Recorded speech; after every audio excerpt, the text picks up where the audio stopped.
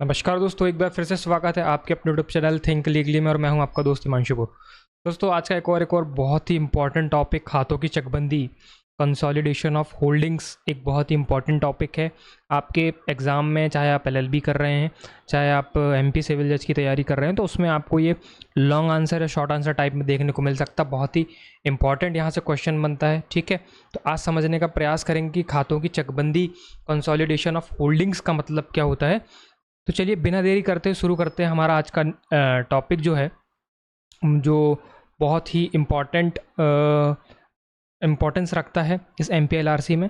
तो चलिए भाई हम अब चालू करते हैं। खातों की चकबंदी क्या होती है समझने का प्रयास कीजिएगा। तो चलिए खातों की चकबंदी का मतलब क्या होता है वो समझिए। देखिए यहाँ पे मैंने परिभाषा जो है आपके लिए प्रिंट भी करके लेकर के आया। मैं चीज़ों को समझाने का प्रयास भी करूँगा आपको डायग्रामेटिक फॉर्म में कि क्या होता है, ठीक है।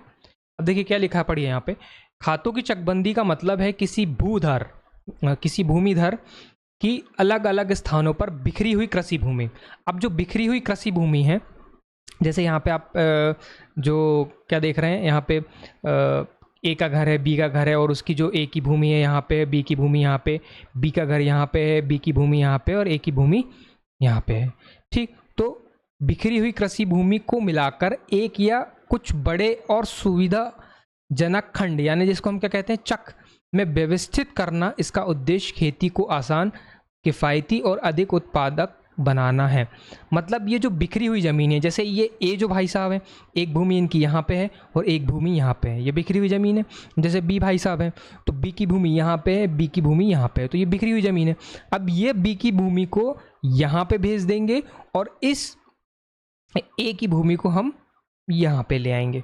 तो क्या होगा इससे ये होगा कि उसका उद्देश्य क्या है कि खेती में आसानी होगी, किफ़ायती होगा और अधिक उत्पादक होगा। भाई जब वो व्यक्ति जिसकी भूमि मान लो यहाँ पे, एक की भूमि यहाँ पे और एक की भूमि यहाँ पे हो गई, तो दोनों भूमि उसकी यहाँ पे हो गई। एक तो उसका समय भी बचेगा, चीज़ों को समझने का प्रयास कीजिएगा ना। एक तो उसका समय, एक तो क्या बचेगा, समय भी बचेगा, साथ में वो अपनी अच्छी लागत भी लगा लेगा। जब उसको ज़रूरत पड़ेगी तब उसके वो खेत में जाकर के उसकी देख रेख कर सकता है। अब मान लीजिए उसका खेत इतनी दूर है, तो यहाँ पे इतनी दूर आके वो जब तक क्या होगा, उसको क्या लगेगा, समय ज़्यादा लगेगा। चीज़ों को जो जैसे हम खेती में ट्रैक्टर यूज़ करते हैं, बहुत सारी चीज़ें हैं जो ट्रैक्टर के माध्यम से, जैसे कल्टीवेटर हो गया, ठीक है, सिडल हो गया, तो उसके माध्यम से हम क्या करते हैं, खेती करते हैं। तो वो सारे सामान को गाड़ी में लेकर के जाना, वो सारी असुविधाएं उसको देखने को मिल सकती हैं। लेकिन अगर वहीं वो खेत जो है, ये ए भाई साहब का खेत अगर यहाँ पे ला दिया जाए और ये बी भाई साहब का खेत यहाँ पे ला दिया जाए, तो उनका पेट्रोल डीजल का भी खर्च बचेगा, आने जाने का खर्च बचेगा, बिल्कुल बचेगा। तो इसी चीज़ को देखते हुए कि भाई खेती को क्या हो, खेती में सुविधा हो जाए, अधिक उत्पादक हो जाए, किफ़ायती हो जाए, तो इसलिए क्या किया जाता है, खातों की चकबंदी की जाती है। क्या की जाती है, खातों की चकबंदी की जाती है, ठीक। चक का मतलब होता है कोई सुविधाजनक खंड, मतलब एकत्रित भूमि। जैसे ये ए भाई साहब है, ए भाई साहब की भूमि यहाँ पे ला दिए, तो ये क्या हो गया, ये एक चक हो गया, ठीक है। और बंदी का मतलब होता है सीमाओं में बांधना, ठीक। तो चकबंदी का मतलब आपने समझा। तो इसका उद्देश्य क्या था भैया, खेती को आसान बनाना, किफ़ायती और अधिक उत्पादक बनाना। ये तो हुआ आसान सी बात। अच्छा, ये अध्याय कौन से में, अध्याय 16 में दिया हुआ है, 205 से लेकर 221 तक। और भी आगे सेक्शंस हैं, लेकिन वो पटेलों के संबंध में है, फिर कोटवार के संबंध में, वो हम अगले नेक्स्ट टॉपिक में पढ़ेंगे, ठीक है। तो चलिए, क्या समझा आपने, खातों की चकबंदी की परिभाषा समझी। नेक्स्ट चलिए कि क्या होता है भैया। अब इसमें देखते हैं कि MPLRC में इसके क्या प्रावधान है, थोड़ा सा इसके उद्देश्य और लाभ देखिए। अब उद्देश्य क्या हुआ कि भैया, पहला उद्देश्य पढ़िए, बिखरी हुई खेतों को एक स्थान पर लाना। वही मैंने बताया कि ए भाई साहब का घर यहाँ पे है और ए की भूमि यहाँ पे, ए की भूमि एक यहाँ पे, तो एक स्थान पे यहाँ पे ला देंगे तो क्या हो जाएगा, उसको सुविधा हो जाएगी। और यहाँ पे बी भाई साहब का घर है, तो यहाँ पे बी की भूमि, ये यहाँ पे बी की भूमि, इसको भी सुविधा हो जाएगी। आसान सी बात थी। खेती की लागत कम करना, बिल्कुल सही बात है। अगर जब खेत पास में होगा तो लागत कम लगेगी, लागत कम लगने से मतलब पेट्रोल डीजल का खर्च बचेगा। सिंचाई, सड़क, कृषि प्रबंधन और सुविधाजनक बनाना, बिल्कुल ठीक है, सिंचाई में उसको लाभ मिलेगा, कृषि प्रबंधन में, सड़क में सुविधाजनक उसको बनाना, ठीक है। फिर भूमि विवादों को कम करना, भूमि का विवाद कम होगा, बिल्कुल होगा, बिल्कुल भैया। और कृषि उत्पादन बढ़ाना, मेन उद्देश्य क्या है, कृषि उत्पादन बढ़ाना, बिल्कुल बढ़ेगा। क्यों? क्योंकि जब पास में किसी की ज़मीन रहती है, वो 24 घंटे उसके सामने रहता है, कहाँ कौन सी कमी लग रही है, क्या चीज़ें करनी हैं।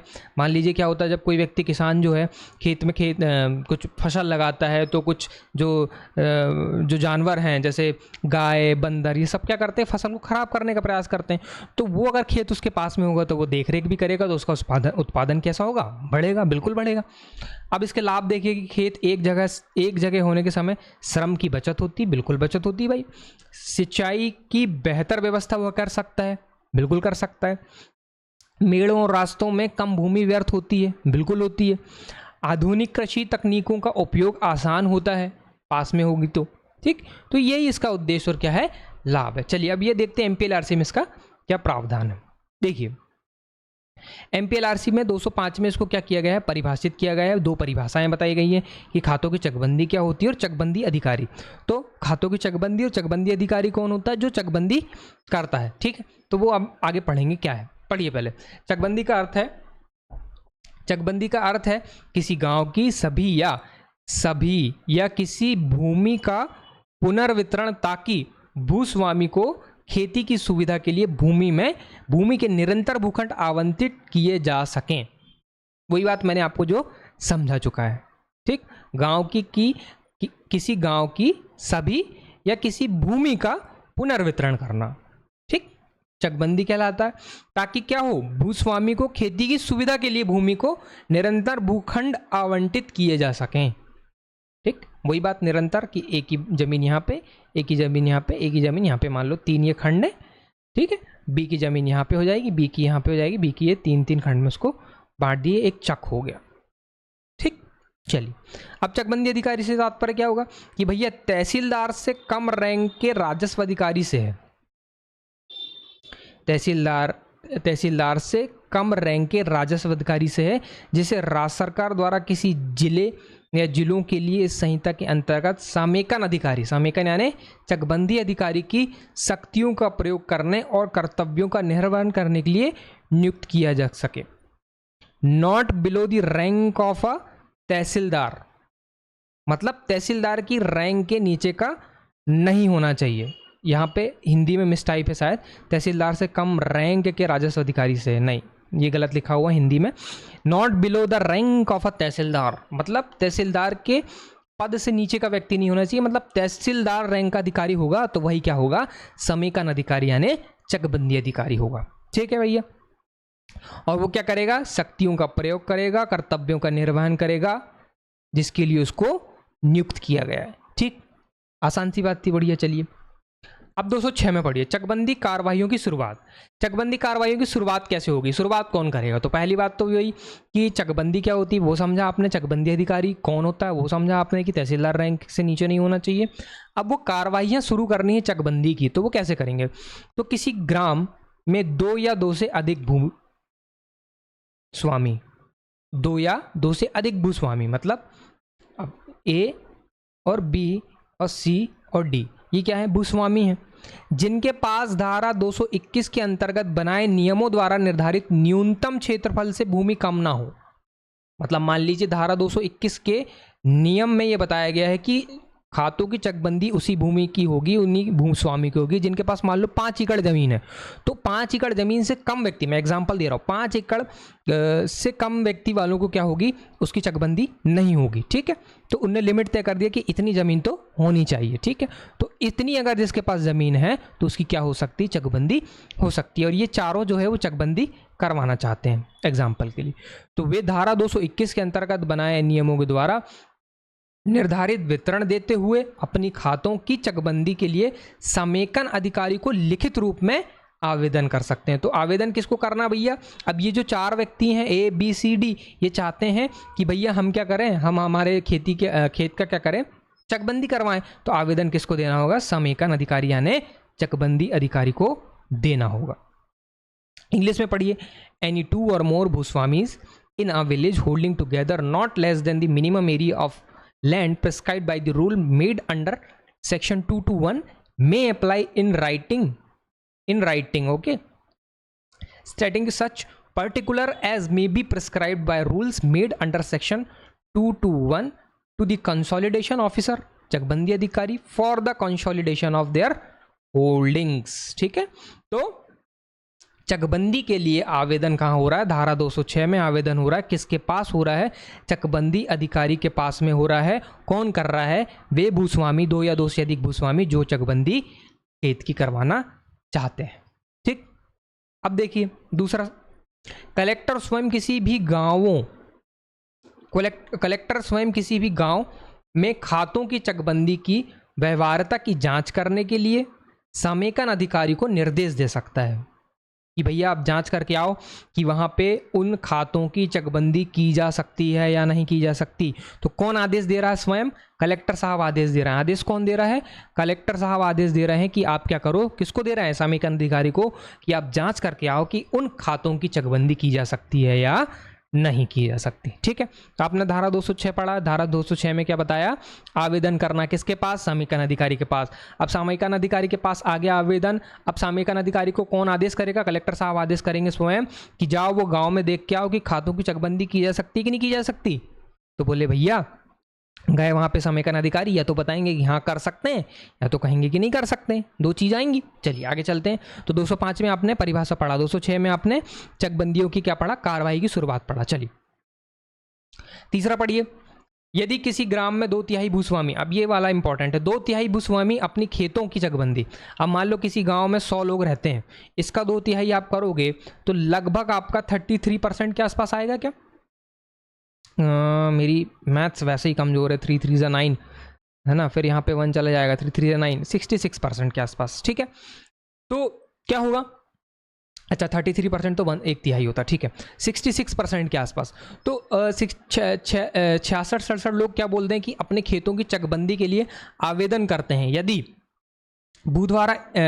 उपधारा 1 या उपधारा 2 के तहत किए गए आवेदन की जांच के दौरान ग्राम के 2/3 भूस्वामी, मतलब ये 66 लोग क्या कर दें, अगर आवेदन कर दें तो अपनी जोतों के सामेकन, यानी यही वही है खातों की चकबंदी, जहाँ पे जोतों के सामेकन लिखा हुआ है ना, वो खातों की चकबंदी होता है उसका मतलब, है ना, के लिए सहमति देते हुए आवेदन करते हैं। मतलब ये 66 लोग क्या कर रहे हैं? आवेदन कर रहे हैं। अब आवेदन कहाँ कर रहे हैं भैया? मैंने बताया था आपको किसके पास कर रहे हैं? समेकन अधिकारी के पास। तो ऐसे आवेदन ग्राम के सभी भूस्वामी की ओर से किया गया आवेदन माना जाएगा। मतलब 2/3 लोगों ने आवेदन कर दिया, तो इसका मतलब ये समझा जाएगा कि इन 100 लोगों ने आवेदन कर दिया और ये सभी की सभी चाह रहे हैं कि क्या हो? खातों की चकबंदी हो। तो पहला क्लॉज में क्या पढ़ा आपने? आवेदन लग रहा है। दूसरे में कलेक्टर साहब निर्देश कर रहे हैं, और तीसरे में क्या हो रहा है कि 2/3 लोग, गांव के 2/3 लोग क्या कर रहे हैं? आवेदन लगा रहे हैं किसके पास? समेकन अधिकारी के पास, यानी चकबंदी अधिकारी के पास। और वो क्या कर रहे हैं? वो उनका जो आवेदन माना जाएगा वो संपूर्ण गांव का सभी भूस्वामी, मतलब गांव के सभी जितने भी भूस्वामी हैं वो क्या कर रहे हैं? आवेदन लगा रहे हैं, ये माना जाएगा। चलें आगे, आसान सी बात थी। उपधारा 4 पढ़िए, यदि उपधारा 3 के अंतर्गत आने वाले किसी मामलों में खातों की चकबंदी की कोई योजना पुष्ट होती आती है, कोई योजना पुष्ट हो रही है उपधारा 3 के अंतर्गत, तो गांव के सभी भूस्वामी तथा उस व्यक्ति पर बाध्यकारी होगा जो बाद में भूस्वामी धारण करने या उस पर कब्जा करने का हकदार हो। मतलब जो योजनाएं, अगर मान लो उपधारा 3 में कोई आवेदन हो रहा है, मतलब 2/3 लोग आवेदन लगा रहे हैं और उसके बाद में कोई योजनाएं बनाई जाती है, योजना पुष्ट हो जाती है, तो वो सभी भूस्वामी और तथा सभी व्यक्तियों पर क्या होगा? वो बाध्यकारी होगा। आसान सी बात थी। चलिए किसी भी अगला नेक्स्ट पढ़िए, 5वां सबसेक्शन 5 पढ़िए। किसी भी अन्य मामलों में यदि खातों की चकबंदी की कोई योजना स्वीकृत हो जाती है तो वहां आवेदकों और उन लोगों पर बाध्यकारी होगी जिन्होंने अपनी खातों की चकबंदी के लिए सहमति दी है। अब यहाँ पे योजना अगर पुष्ट हो गई तो वो सभी के लिए ऊपर क्या होगा? बाध्यकारी होगा। जिन लोगों ने, आवेदकों और उन लोगों पर बाध्यकारी होगा जिसने खातों की चकबंदी के लिए सहमति दी है, और उन सभी व्यक्तियों पर भी बाध्यकारी होगा जो बाद में योजना से प्रभावित भूमि को धारण करने या उस पर कब्जा करने के हकदार हो सकते हैं। अब कोई दूसरी भूमि अलॉट होगी, खातों की चकबंदी होगी, तो वह सभी पर क्या होगा? वो बाध्यकारी होगा। ठीक, यानी ए और बी और सी और डी, इन चारों के बीच में क्या हुई? खातों की चकबंदी हुई, तो ये सभी एक दूसरे के प्रति क्या है? बाध्यकारी हैं, उनको वो भूमि लेनी होगी, क्योंकि ये माना जाएगा उन्होंने सहमति दी है ना खातों की चकबंदी के लिए। ठीक है, तो ये क्या होगा, ये बाध्यकारी होगा उनके लिए। चलिए नेक्स्ट देखते हैं, आसान सी बात थी। अब आइए धारा 206 में थोड़ा सा हम जल्दी जल्दी पढ़ने का प्रयास करते हैं, समझने का प्रयास करते हैं। आवेदन की स्वीकृति, रिजेक्शन ऑफ एप्लीकेशन।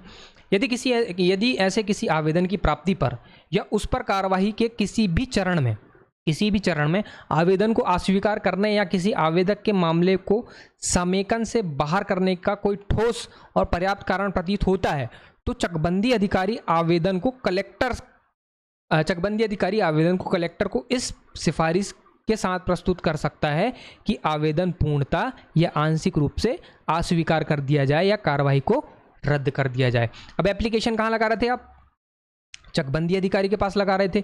अब ये चकबंदी अधिकारी कलेक्टर साहब को बोलेगा कि भैया ऐसी दिक्कत आ रही है, आप क्या करो, इसको या तो पूर्णतः आंशिक या क्या कर दो, अस्वीकार कर दो या कार्रवाई को रद्द कर दो। तो कैसे करोगे भैया, यदि किसी आवेदन की प्राप्ति पर या उस पर कार्रवाई के किसी भी चरण में आवेदन को अस्वीकार करने या किसी आवेदक के मामले में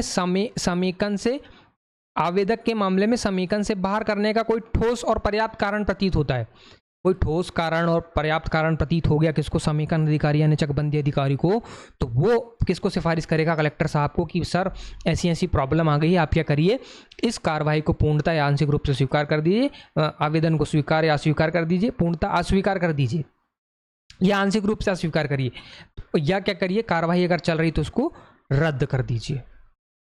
ठीक है, आसान सी बात थी। 206 काय की बात करता, आवेदन की अस्वीकृति। एक सेकंड, ये 206 नहीं 207 होना चाहिए यहाँ पे, ये थोड़ा सा मिसटाइप हो गया है, इसको सुधार लेंगे, ये 207 होना चाहिए। ठीक है, 206 तो हमने पढ़ लिया। ठीक है, चलिए देखिए, कह रहे थे सिफारिश प्राप्त होने पर कलेक्टर उसे स्वीकार कर सकता है, बिल्कुल कर सकता है, और तदनुसार आदेश पारित कर सकता है, बिल्कुल कर सकता है, या आगे की जांच का आदेश दे सकता है। या तो क्या करे, आदेश पारित कर दे अस्वीकार का, या तो क्या करे कि आगे की जांच का क्या करे, आदेश दे दे। ठीक, तो क्या हो जाएगा, ये जो हमारा जो आवेदन है वो अस्वीकार हो जाएगा। ठीक, अब 208 देखिए, 208 क्या कह रहा है, आवेदन की स्वीकृति।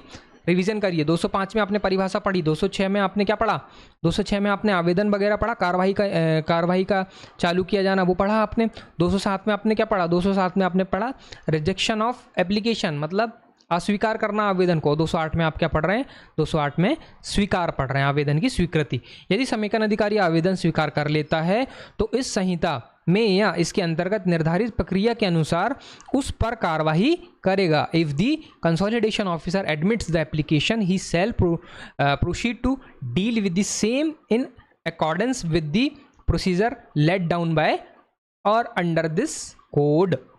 ठीक है, आसान सी बात थी। 208 में क्या हो रहा है, एप्लीकेशन को क्या किया जा रहा है, स्वीकार किया जा रहा है। ठीक है भाई, नेक्स्ट आगे चलते हैं।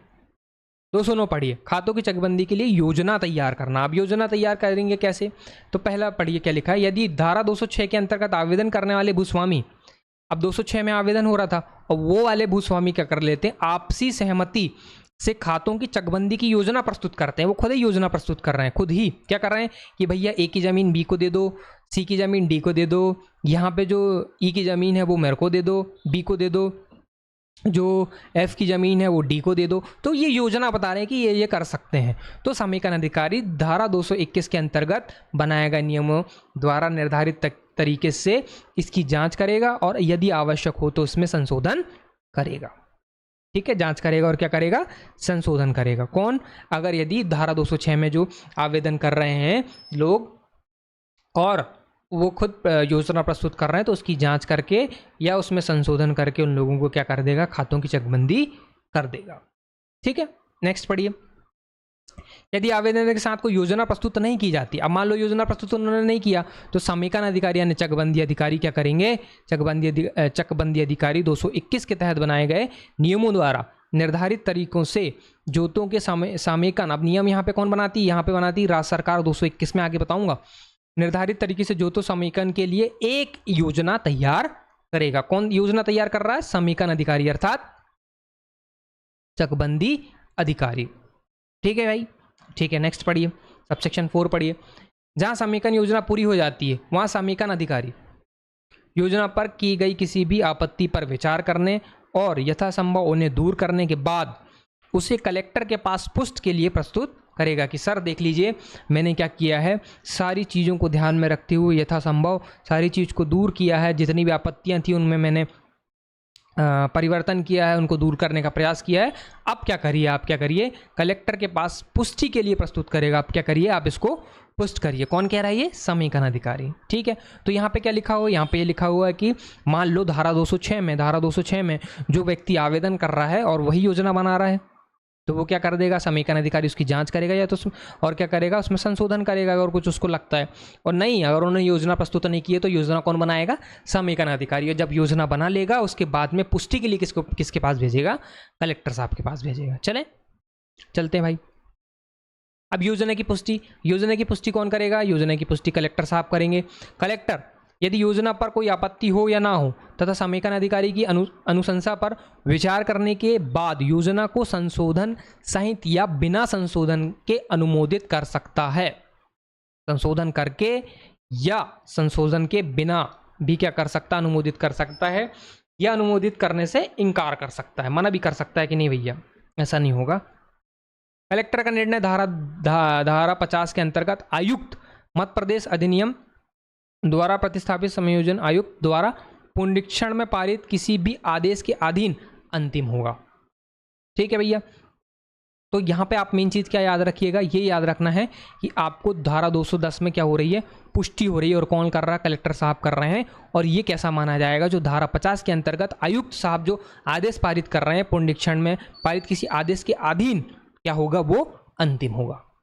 ठीक है, ये जो पुष्टि की योजना होगी। ठीक है, चलिए नेक्स्ट पढ़िए। पुष्टिकरण की प्रक्रिया क्या होगी? समेकन योजना यानी चकबंदी योजना की पुष्टि होने पर समेकन अधिकारी यदि आवश्यक हो तो खातों की सीमाओं में सीमांकन करेगा और अंतिम रूप से लिए गए निर्णयों की घोषणा करेगा।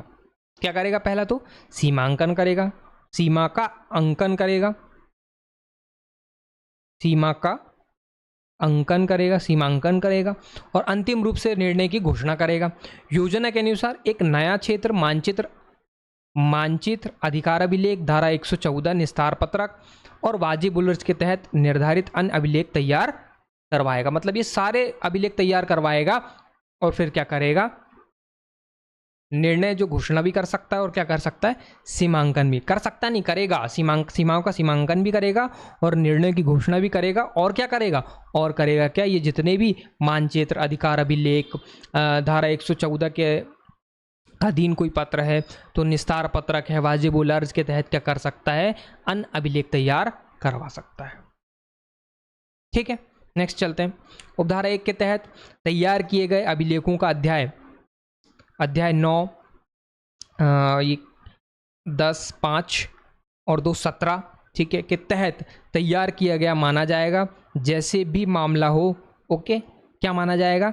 धारा अध्याय 9 और अध्याय 17 के तहत तैयार किया गया माना जाएगा। यहाँ पे जो अभिलेख होगा, यहाँ पे जो क्या बनाया जाएगा? अभिलेख बनाया जाएगा। वो कैसे माना जाएगा? वो अध्याय 9 और अध्याय 17 और अध्याय 9 के तहत तैयार किया गया माना जाएगा। ठीक है, नेक्स्ट अगला सेक्शन देखते हैं भाई।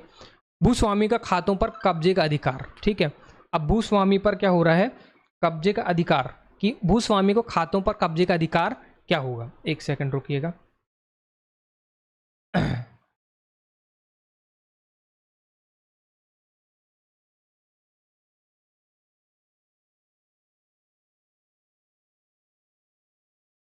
चलिए, समेकन योजना, एक सेकेंड।